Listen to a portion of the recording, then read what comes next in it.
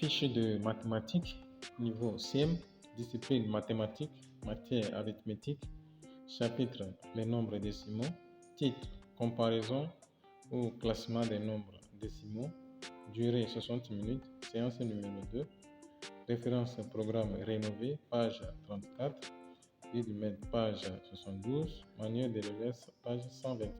Oui, cher ami, comme vous l'avez suivi, quelle sera la démarche à suivre pour transmettre ce savoir aux apprenants? C'est ce que nous allons voir dans la suite de cette vidéo.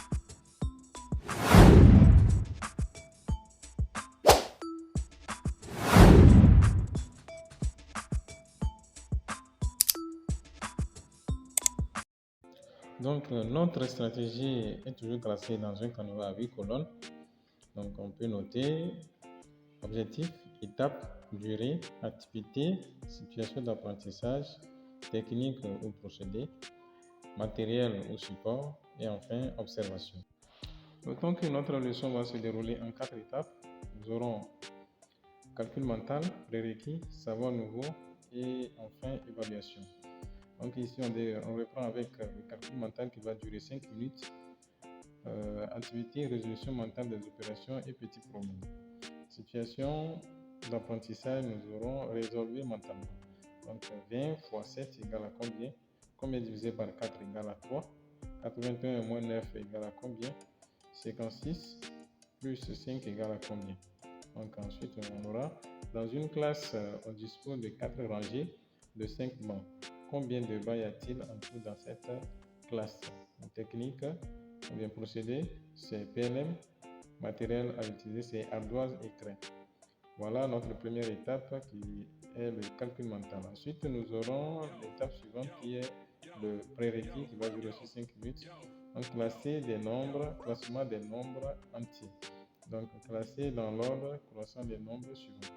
Nous aurons 4 898 900. Ensuite, 10 millions, nous aurons 99 999. Nous aurons 3 436 799. Donc, c'est 4 nombres, on doit les classer dans l'ordre croissant.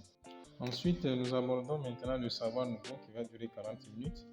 Donc, au niveau de l'activité, il y aura manipulation, il y aura découverte et comparaison, classement des nombres décimaux. Donc, voilà. Au niveau de la situation d'apprentissage, nous aurons, à l'aide de la règle de classe, déterminer la mesure des objets suivants. La table de l'élève, le bureau du maître, la hauteur de l'armoire, la largeur d'une fenêtre.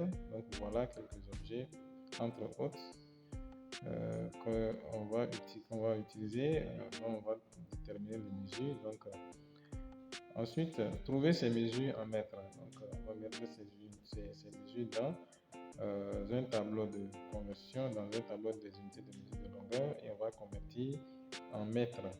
Donc par exemple ici on trouve 1,20 mètres, 1,60 mètres, 2,10 mètres, 1,15 mètres. Donc trouver la plus petite mesure.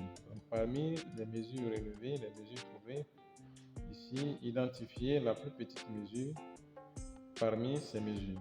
Donc ensuite, trouver la plus grande mesure et il faut justifier. Ensuite, justifier la réponse.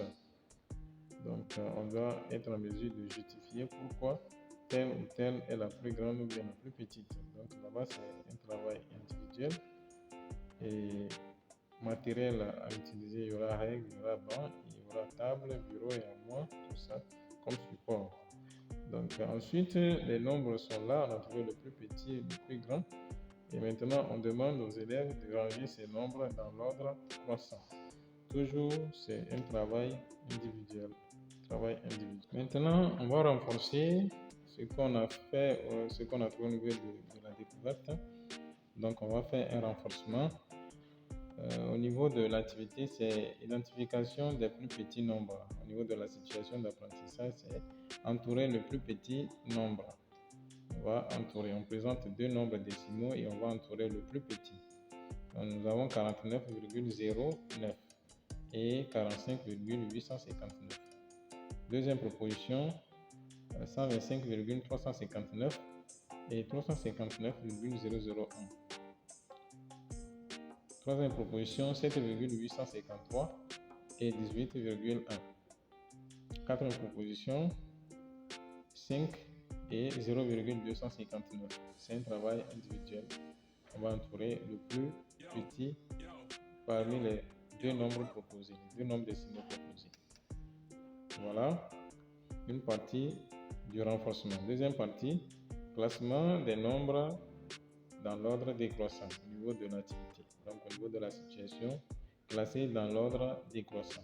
2,259, 3,1, 12,03, 3,015, 2,3.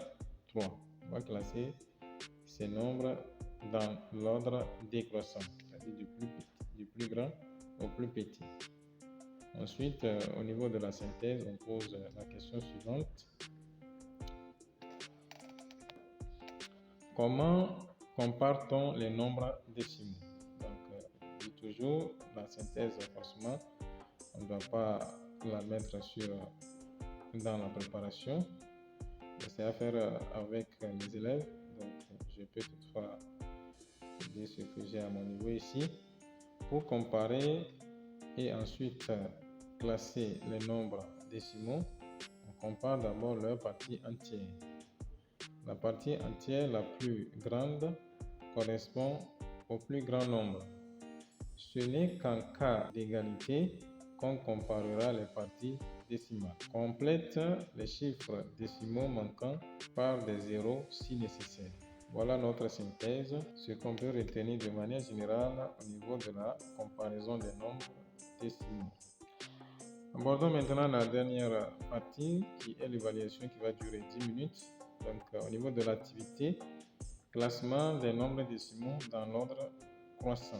Au niveau de la situation d'apprentissage, classer dans l'ordre croissant les nombres suivants: 41,801, 4,1821, 3,958, 41,781. Donc, technique, ce sera un travail individuel. Et après cela, au niveau de l'activité, on fait un bilan. Donc voilà, nous sommes arrivés à la fin de notre présentation, de la lecture de notre fiche. N'hésitez pas à énumérer tous les manquements constatés dans les commentaires. Partagez la vidéo au maximum. N'oubliez pas de vous abonner pour ne pas manquer ma prochaine vidéo. D'ici là, portez-vous bien.